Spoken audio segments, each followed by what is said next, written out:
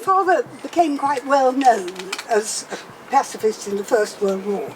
And one of the reasons in particular was that his letters that he wrote at the time were put into a book as early as, I think, 1920 or 1921. He also wrote letters from prison in the second part of his time in the First World War. And because of that,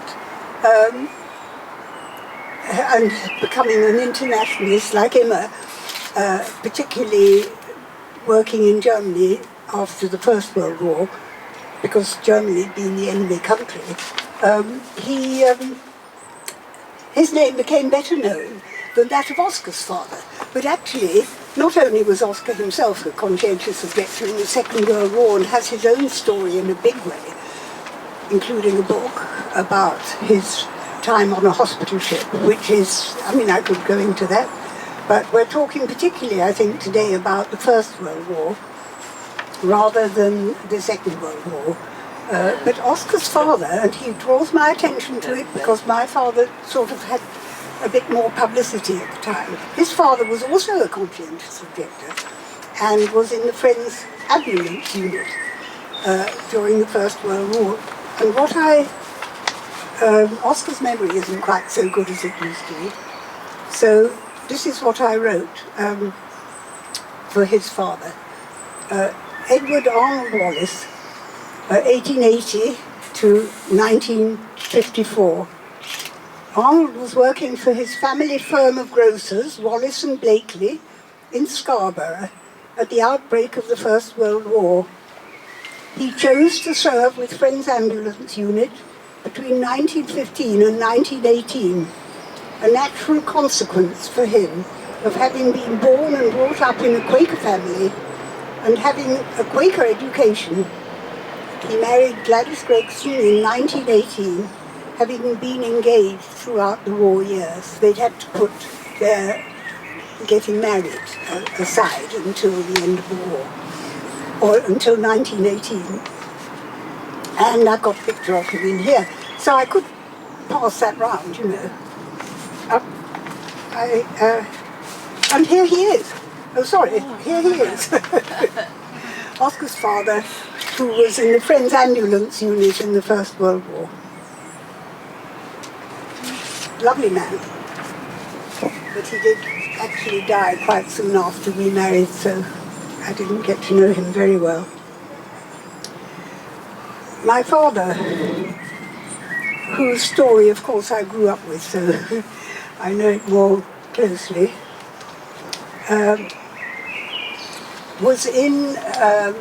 was born in 1883, actually, and had trained as an engineer, largely because he couldn't get into medical school because it cost too much money at the time. You had to find your own money for that. And after he trained as an engineer, he felt called, actually. He also came from a Quaker family. Actually, he was born in Leicester. He was born here in what at the time was Saxe-Coburg Street, which is now Saxby Street. You know, I mean, to me, it's always been really interesting. But he never talked much about Leicester. I'm not quite sure how old he was when he left, because at the time, while he was still alive, we had no particular interest in Leicester. And but he did mention Old John, so he obviously enjoyed climbing Old John long ago. Today at the ceremony in London, we were hardly allowed to say anything because there were 66 of us who were relatives of conscientious objectors in the First World War. And this little booklet has a picture of every single one of those. And apparently there were 20,000 conscientious objectors in the First World War, which is a pretty large number. And I think Thought for the Day on Radio 4 this morning was also on conscientious objection. When the First World War broke out, my father was on holiday in Switzerland. because he'd had a sort of health breakdown. He felt called to felt called to become a doctor, although he trained as an engineer by then and actually worked fearfully hard because you trained as well as working at the same time. So to get his degree, he was also killing himself working.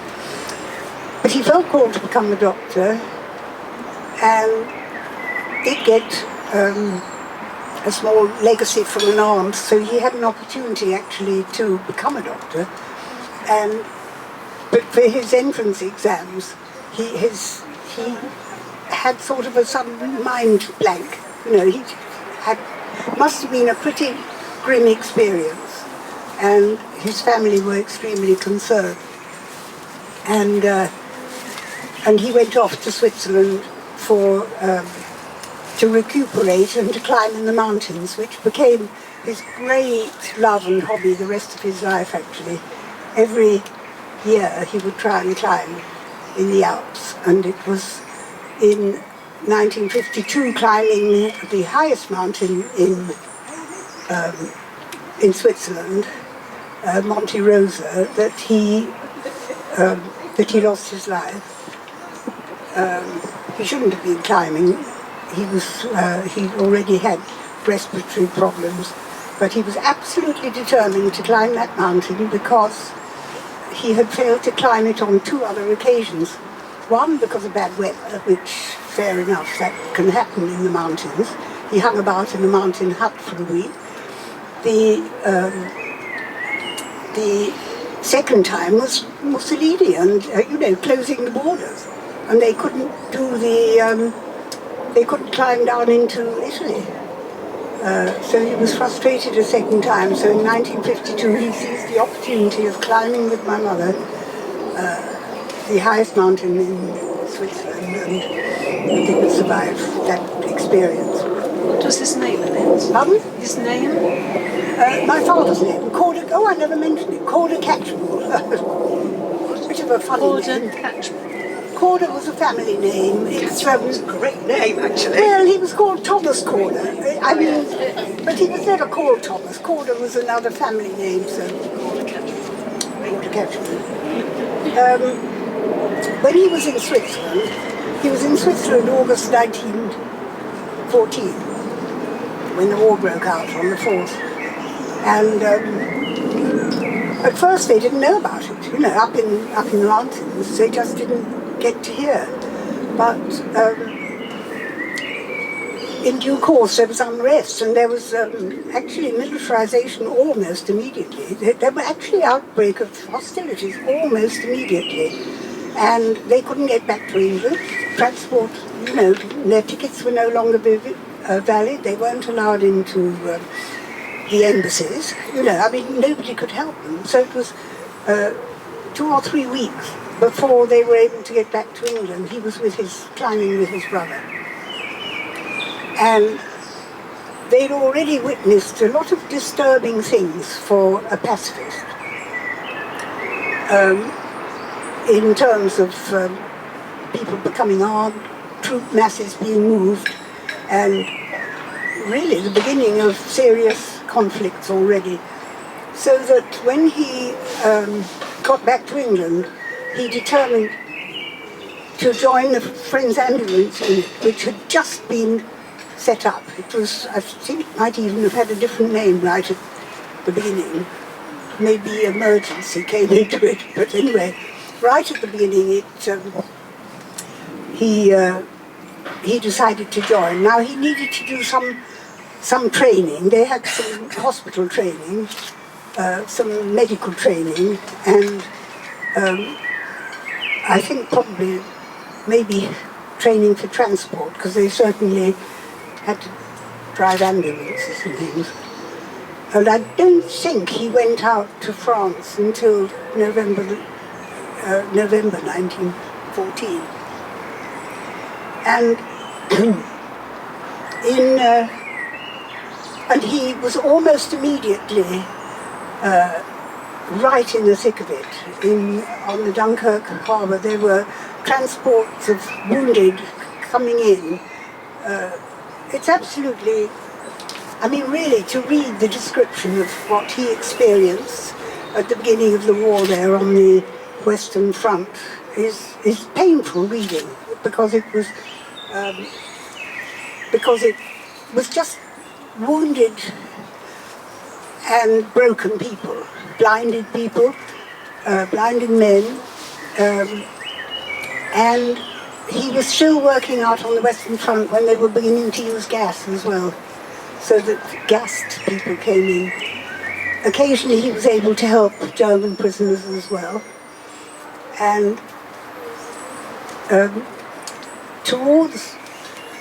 when he'd been there nearly, working for the FAU nearly 2 years,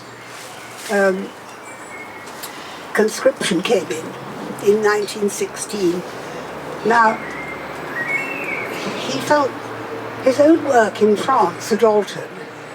At the beginning, it was so immediate. The need was so great. The Friends Ambulance Unit were doing vital job that nobody else was doing in treating the wounded. It was an amazing job that he did, and he and, of course, the others in the FAU teams. And it felt so immediate. And he was out on the front under fire, and he actually got the Mons Star for it, you know, a sort of military honour for being under fire. But he felt he had asked, I suppose because he was, I don't know, educated, he was made an adjutant or official or something, and it was far more of a sort of administrative job. It had turned into a more administrative job, and he really, it didn't feel immediate anymore, and it didn't feel really a witness exactly, because by that time the war, he felt, had become very mechanized, very, very established. And as I say, conscription came in, and he decided, I think it was a very hard decision. He decided, because it wasn't easily understood by people either, he decided to come back to England, give up his exemption, because of course in the ambulance unit he had exemption from being in the military.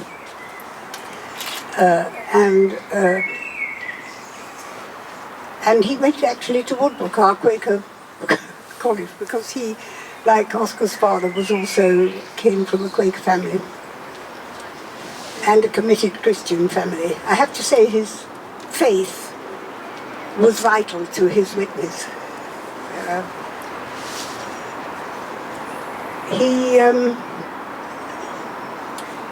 I have got his statement here, so at some point or another I might read it to Penny. That's a picture of him. I think it dates probably to 1919 when he came out of prison, because it looks to me like a very worn out sort of person. I think he'd had his 2¼ years or 2½ years in prison by then. Very serious looking too. Does he describe prison in the book? In his second book of letters that they collected, it was not printed until 1945, I think, or, well, anyway, in the Second World War. Yeah. They printed his other set of letters which he'd written from prison. And I find them actually quite as moving as the first one. Sure. When I was young, especially when I was a teenager, I preferred this one because it had more, adventure and stuff in it. But the other one is so moving because of what he put up with in prison. Well, he was not given any sort of exemption. I don't think he was very excused for coming out of the ambulance unit, but he felt that he was taking the place of someone who might not want to be in the killing business. And in his work in the ambulance unit. And he decided to come back. He was also very moved by the witness being made in this country by people who had been absolutists, as it was called. Those were the people who wouldn't compromise at all, wouldn't do farm work or anything. And he, as I say, he was able to go to Woodbrook for, I think, a couple of months. You know, it took a while for them to sort of catch up with him. And then he had a tribunal and was consigned for 6 months to Wormwood Scrubs. And I was very, well, amused in a way, because there was almost a club of people. You know, when you look at these lives, all these people who'd been in prison in the First World War, you know, lots of them had been in Wormwood Scrubs, lots of them had been in Wakefield and prison, and, you know, there was, it sort of sounded almost club-like, you know, which it of course wasn't. Well, at the end of 6 months in Wormwood Scrubs, and that was, a lot of it was solitary confinement, and they did, you know, sewing mailbags. I think that was pretty tough.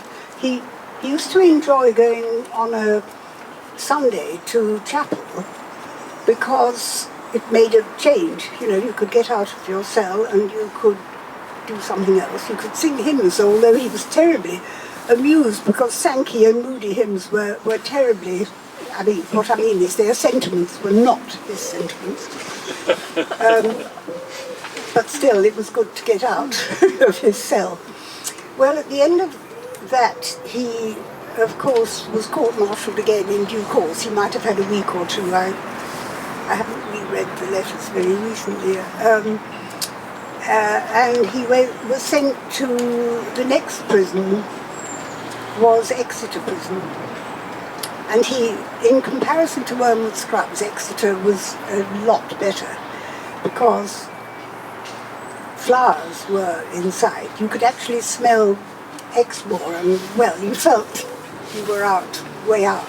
And also, above all, you could hear the cathedral bells. And you could see birds. You know, to be able to see birds and flowers, even just occasionally, and hear the bells, sort of kept you in touch with humanity. But the third time he was up, the second Exeter was also 6 months. The third time was, he had another tribunal, another court-martial, had to make another statement, and was sent for 2 years to Ipswich.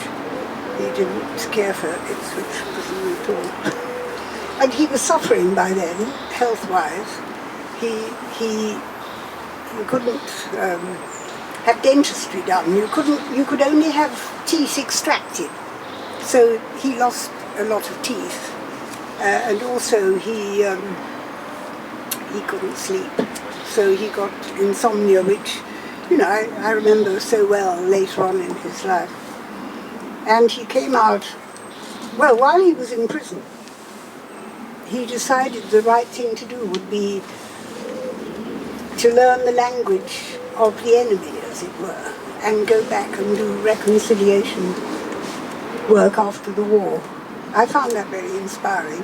He was a real Francophile, really, to begin with, but he decided to learn German in prison, and the first thing he wanted to do was to go to Germany after the war and see what he could do to bring about reconciliation.